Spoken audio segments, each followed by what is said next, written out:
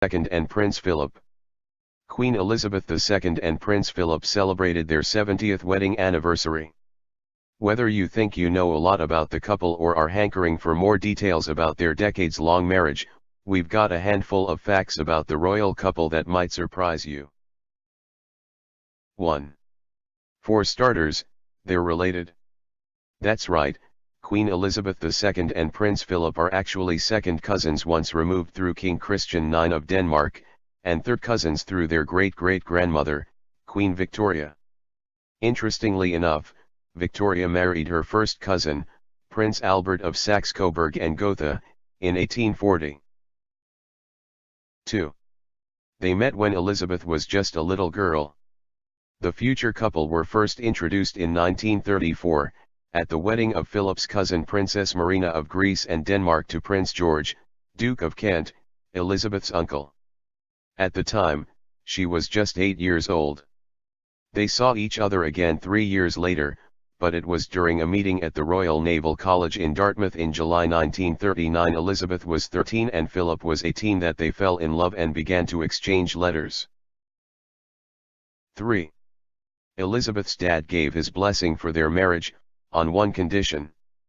Philip asked King George VI for his daughter's hand in marriage in 1946, and the king granted his permission under the condition that a formal engagement was delayed until Elizabeth turned 21 the following April.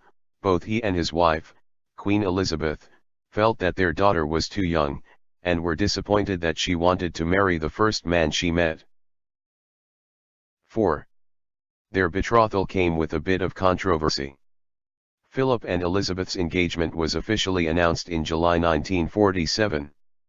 The British public largely dismissed him as a German and the Queen Mother reportedly referred to him as the Hun. Many of the king's advisors did not think him good enough for Elizabeth.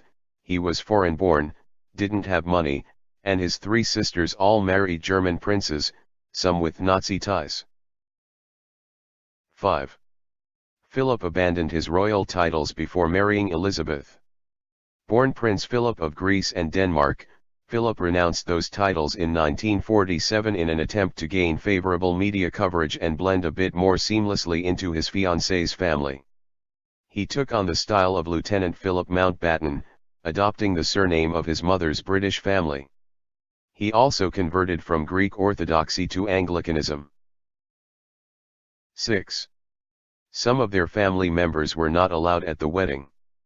Prince Philip and Queen Elizabeth II tied the knot at Westminster Abbey on November 20, 1947. Being that it was just 2 years after World War II ended, it was not cool for Philip's German family members, including his sisters, to be invited to the wedding. Also not invited was Elizabeth's uncle, the former King Edward VIII, who abdicated the throne in December 1936. 7. Elizabeth originally took her husband's name. On the morning of their wedding, Philip was made the Duke of Edinburgh. Upon tying the knot, Elizabeth took Philip's title and became Princess Elizabeth, Duchess of Edinburgh. 8. They started a family pretty quickly. Elizabeth gave birth to the couple's first child, Prince Charles, on November 14, 1948, almost a year to the day of their wedding. They welcomed a daughter, Princess Anne, 2 years later. 9. They didn't always live with their kids. Between 1949 and 1951, Philip was stationed in Malta while serving as a Royal Navy officer. He and Elizabeth lived at Villa Guardamangia, the rented home of his uncle Lord Mountbatten, for several months at a time. Their 2 young children, Prince Charles and Princess Anne, stayed in Britain. 10. Philip was the bearer of bad news upon King George VI's death. When Elizabeth's father passed away after a long illness in 1952, she and Philip had just embarked on a royal tour of Australia and New Zealand with a stop in Kenya. They were at their Kenyan home, Sagana Lodge, when the news of George's death reached them. It was Philip who told Elizabeth that her father had died and that she was now queen. 11. Philip didn't deal well with Elizabeth's rise to power. After King George's death, Philip gave up his career as a naval officer to support his wife's new royal duties and was known to butt heads with the Buckingham Palace staff.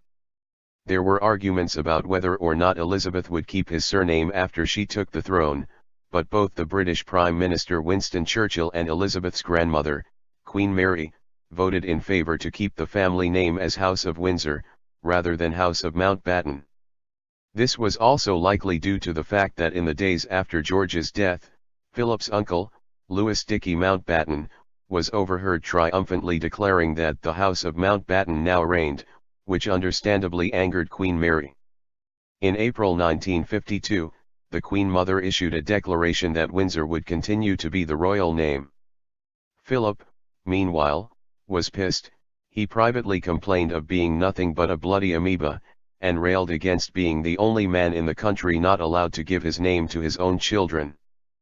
But after both Queen Mary's death in 1953 and Churchill's resignation in 1955, the Queen Mother reversed the decision, aware of both Philip's frustration and the impending birth of their second son. In 1960, she issued an order of council stating that Elizabeth and Philip had adopted the surname Mountbatten-Windsor for their male line descendants, saying, "The Queen has had this in mind for a long time and it is close to her heart."